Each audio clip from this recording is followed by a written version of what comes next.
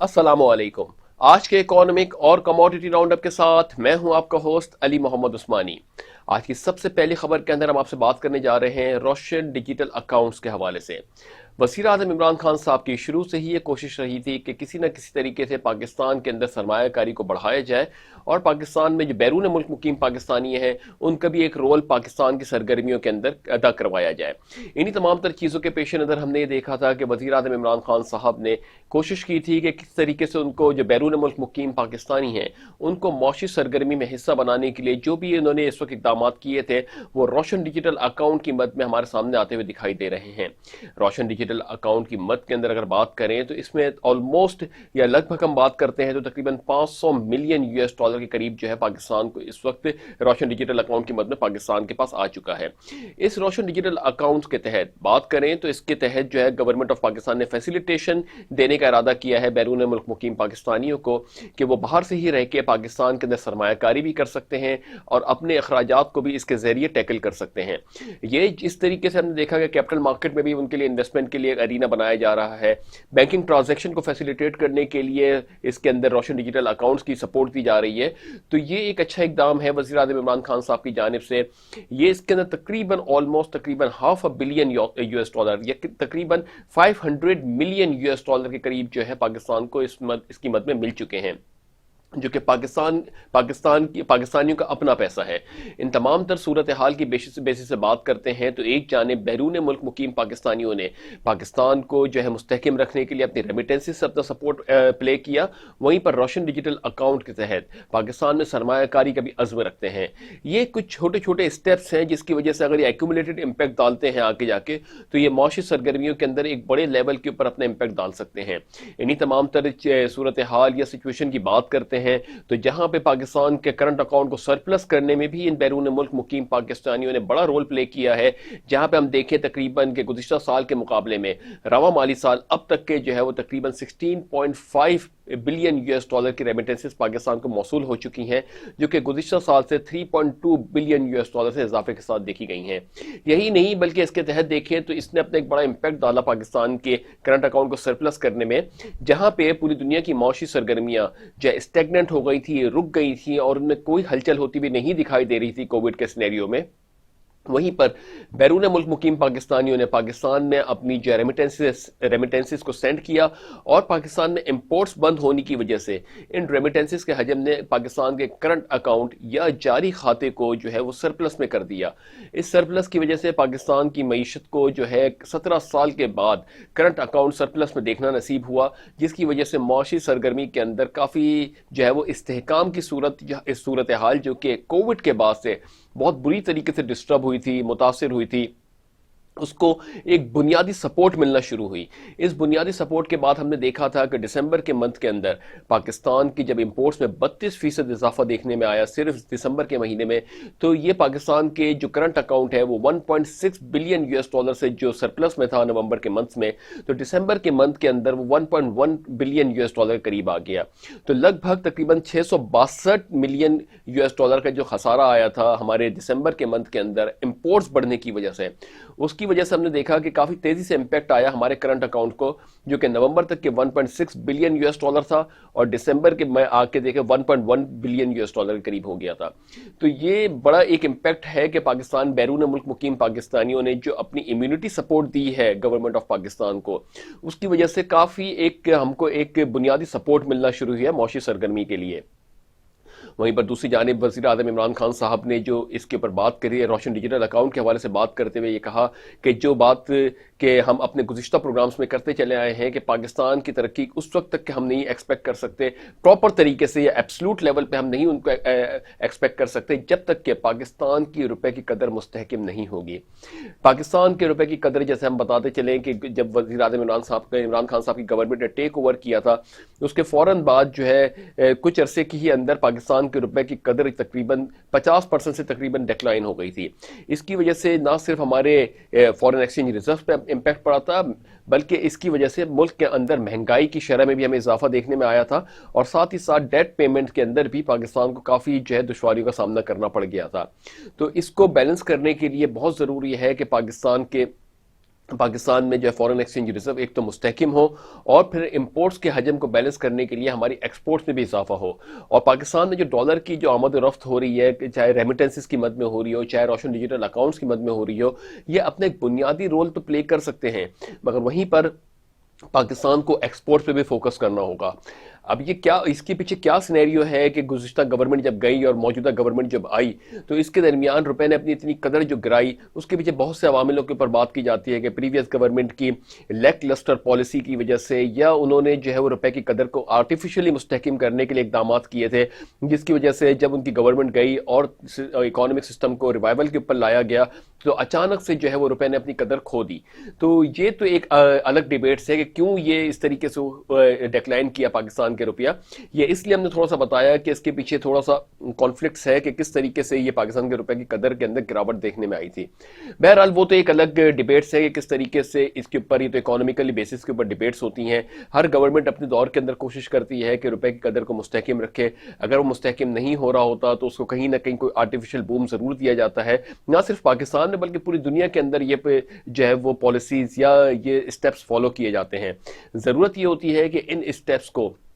جو ہے بر وقت ایڈریس کرتے ہوئے اور پراپر طریقے سے مینیج کیا جائے، ورنہ پھر ہم نے دیکھا کہ کس طریقے سے پاکستان کے روپے کی قدر کے اندر گراوٹ دیکھنے میں آئی۔ یہی تمام تر جو صورتحال تھی کہ 26 اگست 2020 میں پاکستان کے روپے کی قدر سب سے لویسٹ لیول کے اوپر اپروچ کر رہی تھی، یعنی 169 روپیز کے اوپر ہمارے ہاں ڈالر ٹریڈ ہو رہا تھا۔ اس کے بعد ہم نے دیکھا تھا کہ روپے نے کچھ اپنی قدر کو مستحکم کیا اور وہ ڈیکلائن ہوا اور واپس 150 کے قریب آ کے ٹریڈ ہونے لگا، پھر یہاں پہ اس طریقے سے بڑا اتار چڑھاؤ دیکھنے میں آیا، مگر رائٹ ناؤ اس وقت تقریباً 158 159 کے قریب پاکستان کے روپے کی قدر ہے ڈالر کے مقابلے میں۔ تو یہ جو صورتحال ہے اس کے اوپر وزیر اعظم عمران خان صاحب کی بھی نظر ہے۔ ان کا ماننا یہ ہے کہ اگر ان چیزوں کو ہم نے بیلنس نہیں کیا اور روپے کی قدر کو مستحکم نہیں کیا، جس کی بنیادی وجہ مستحکم کرنے کی ہم کو جو قرضے ہیں ان کی ایک تو واپسی کرنا ہے، نئے قرضوں کے اوپر نہیں جانا ہے، جو بھی اس کے اوپر سیٹلمنٹ ہوتی ہے اس کو سیٹلمنٹ کر کے پاکستان کو آگے بڑھنا ہے، مگر اس کے لیے ضروری امر یہ ہوگا کہ پاکستان کے پاس ایکسپورٹ اورینٹڈ سیکٹرز ہو، اور پاکستان ان سے جب ایکسپورٹ کرے تو پاکستان کو ایک کثیر تعداد میں ڈالر ریسیو ہو یا ڈالر انفلو ہو، جس کی وجہ سے اگر امپورٹس کی وجہ سے ڈالر تھوڑا سا ڈسٹرب بھی ہوتا ہے تو پاکستان کے روپے کی قدر پہ زیادہ اثر نہ پڑے۔ اور ہم دیکھتے ہیں کہ پاکستان کی امپورٹس اور ایکسپورٹس میں بہت ہی زیادہ فرق ہے، اور پاکستان کہ جو امپورٹس ہیں ان کا حجم ہماری ایکسپورٹ سے زیادہ ہے، زیادہ ہی نہیں بلکہ تقریباً اپروکسیمیٹلی کچھ ایکسٹرا ہی زیادہ ہے، جس کی وجہ سے اس کے پریشر پاکستان کی اکانومی پہ آتا ہے۔ کووڈ کے بعد جب یہ امپورٹس کا حجم تھوڑا سا ڈیکلائن ہوا تھا، اس کے بعد ہم نے دیکھا تھا کہ پاکستان کے اندر ایکسپورٹ اور امپورٹ کے درمیان جو گیپ تھا وہ شرنک ہونا شروع ہو گیا تھا، اور بیرون ملک مقیم پاکستانیوں کی جانب سے بھیجی جانے والی ترسیلات زر نے پاکستان کے اس گیپ کو جو کور کیا تھا۔ یہی وجہ ہے کہ کرنٹ اکاؤنٹ پاکستان کا سرپلس میں آ گیا تھا۔ اب جس طریقے سے عالمی معیشتوں کے اندر کام ہونا شروع ہو رہا ہے، عالمی معیشت اوپن ہونا شروع ہو رہی ہیں، تو امید یہ کی جا رہی ہے کہ پھر یہ جو ہمارے امپورٹس کا حجم ہے وہ دوبارہ آگے بڑھے گا۔ اس کے لیے حکمت عملی تیار کرنی ہے۔ وزیر اعظم عمران خان صاحب نے جو کوششیں کی ہیں کہ روشن ڈیجیٹل اکاؤنٹس کے تحت بیرون ملک مقیم پاکستانیوں کو فیسیلیٹیٹ کیا جائے، ان کی ٹرانزیکشن کو سیکیور کیا جائے، تو اس کے مد میں ہم نے دیکھا تھا کہ 500 ملین US ڈالر کے قریب روشن ڈیجیٹل اکاؤنٹ کی ویلیو ہو گئی ہے۔ اب بات صرف اتنی ہے کہ یہ جو ایک کمیونٹی بوسٹ مل رہا ہے کہ کوئی باہر سے بیٹھ کے پاکستان میں پیسے بھیج رہا ہے، یا پاکستان میں امپورٹس نہ ہونے کی وجہ سے ایک سپورٹ مل رہی ہے، یہ تو ایک بنیادی سپورٹ پاکستان کو مل رہی ہے، جس میں گورنمنٹ آف پاکستان نے بڑا ایک اپنا رول پلے کیا ہے، اور ان کی کوشش ہے یہ کہ کس طریقے سے پاکستان میں انفلو کو بڑھایا جائے، مگر یہ کوئی بہت بڑے لیولز کے اوپر ہماری معاشی سرگرمیوں کے اوپر اپنا امپیکٹ شاید نہ ڈال سکیں، کیونکہ جب ہماری امپورٹس، ہم کو پتہ ہے کہ جیسی امپورٹس اوپن ہوتی ہے تو پاکستان جیسے ہی امپورٹس کرنا شروع کرتا ہے تو وہ ایک جھٹکے کے اندر پاکستان کے ریزروز کو متاثر کرتا ہے۔ تو یہ ان تمام طرح جو سچویشن ہے، صورتحال ہے، اس پہ وزیر اعظم عمران خان صاحب کی نظر ہے کہ کس طریقے سے روپے کو مستحکم کرنا ہے، اور کس طریقے سے جو ہے معاشی سرگرمی کو بیلنس رکھنے کے لیے پاکستان کو ایکسپورٹ اورینٹڈ یونٹ بنانا ہے۔ تو یہ ایک سارا سینیریو ہم نے آپ سے ڈیفائن کیا کہ کس طریقے سے معاشی سرگرمی کا پہیہ اس وقت گھوم رہا ہے۔ آلدو پوری دنیا اس وقت بہت بری طریقے سے متاثر ہوئی تھی، وہیں پر پاکستان کی جو سب سے بڑی کامیابی یہی رہی، اللہ تعالیٰ کا فضل و کرم جو پاکستان پہ ہوا وہ یہ تھا کہ گزشتہ سال پاکستان کی GDP تقریباً 4% سے ڈیکلائن کی تھی۔ اب یہاں پہ بھی ایکسپیکٹ کیا جا رہا تھا کہ اس سال بھی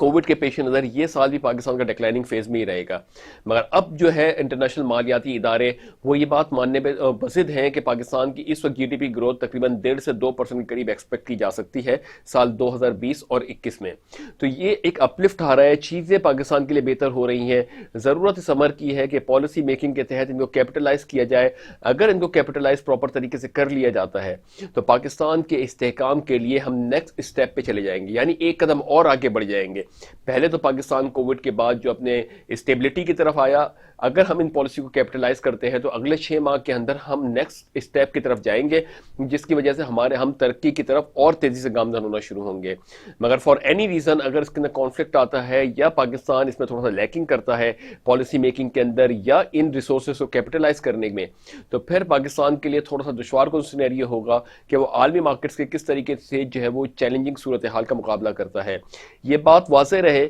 کہ عالمی مارکیٹس جو ایک بہت ہی زیادہ ٹیکنالوجیکل ایڈوانسڈ ہیں، بہت ہی زیادہ وہاں پہ جو ڈیولپمنٹس ہوتی ہیں، چاہے وہ ٹیکنالوجی کے حوالے سے بات کریں، چاہے وہ انفراسٹرکچر کے حوالے سے بات کریں، چاہے وہ برین اسٹارمنگ یعنی نئے آئیڈیاز کو ایکزیکیوٹ کرنے کے اوپر بات کریں، تو وہ ان اکانومیز کے اندر کووڈ کے بعد سے جو ہے کافی سینیریو ڈسٹرب ہوا تھا، اور بہت ہائی لیول پہ ڈسٹرب ہوا تھا کہ کاروباری زندگی اور عام معمولاتی زندگی بہت بری طریقے سے متاثر ہوئی ہوئی تھی، نہ صرف وہاں پہ بلکہ پاکستان میں بھی متاثر ہوئی ہوئی تھی۔ مگر اب جب وہ ان میں کیوروسٹی تھی جو ایک جس کی وجہ کووڈ کے بعد سے کب کووڈ کے بعد سینیریو اوپن ہوگا، تو جب عالمی مارکیٹس کے اندر ان ممالکوں کے اندر جو ڈیولپڈ اسٹیٹس ہیں ان میں کاروباری زندگی اور عام معمولاتی زندگی جب بحال ہونا شروع ہوں گے تو ان میں جو یہ کیوروسٹی تھی، یعنی وہ کوشش یہ کریں گے کہ یہ جو سال ان کا ضائع ہوا ہے اس کو فاسٹ پیس کے اوپر ریکور کیا جائے، اور چونکہ ان کے پاس جو ہے وہ ٹیکنالوجیکل ایڈوانسمنٹ ہے، ٹیکنالوجیکل ایڈوانسمنٹ کے ساتھ ساتھ ان کے پاس جو ہے وہ ایکزیکیوشن کرنے کی پاور ہے، رسک لینے کی پاور ہے، فائنینشیل اویلیبلٹی ہے۔ آل دو فائنینس تھوڑا بہت ڈسٹرب ہوا ضرور ہے کووڈ کے بعد سے، مگر پھر بھی جو ان کی جو صلاحیتیں کرنے کی وہ بہت فاسٹ پیس پہ آگے موو کرنے کی باتیں کریں گے۔ تو یقیناً وہ تھوڑا سا 2x کی پاور ہم اس کو کہیں تو 2 to 3x کی پاور کے تحت وہ اپنا آپ کو آگے لے کے جانے کی کوشش کریں گے کہ جہاں پہ 8 گھنٹے کام کیا جاتا تھا تو کوشش کریں گے کہ 12 سے 16 گھنٹے کام کیا جائے۔ تو یہ چونکہ ان کو اپنی ڈیولپمنٹس کو آگے واپس لے کے آنا ہوگا، تو یہ چیز ہم کو دیکھنے میں بھی آ رہی ہے کہ کس طریقے سے اوپیک پلس ممبران نے جب گزشتہ سال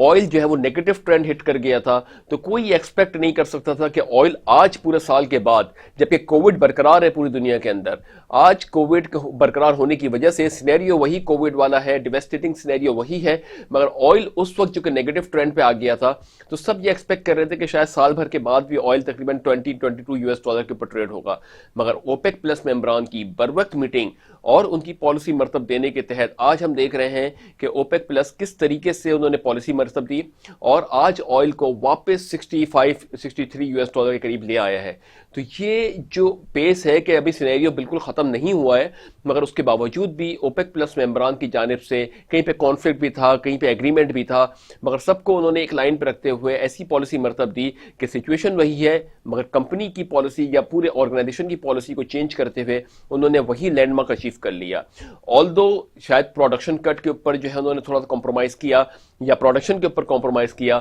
مگر آج ان کی وہی ریٹس اپروچ کر گئے جو کہ کووڈ کے انیشل سینیریو کے اندر تھے۔